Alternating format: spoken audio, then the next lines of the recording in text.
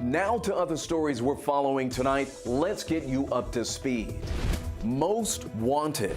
The Fulton County Sheriff's Office is on the hunt for Charles Dennis Ellis. The 47-year-old is accused of rape, incest, terroristic threats, and aggravated assault. There's an active warrant for him from an October 2013 case and a $2,000 reward for information leading to his arrest.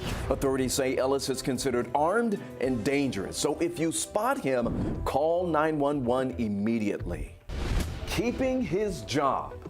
Fulton County's commission deciding against firing Elections Director Richard Barron. Last month, the county's election board voted to remove Barron, but commissioners rejected the plan. Currently, hiring or firing the Elections Director requires action by both boards. Fulton County's Republican Party is still calling for Barron to resign.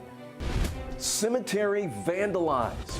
Someone defacing the Civil War section of Atlanta's historic Oakland Cemetery, spray painting graffiti on the Lion of Atlanta and Confederate monuments. This isn't the first time these memorials have been targeted. The same statues were damaged last June.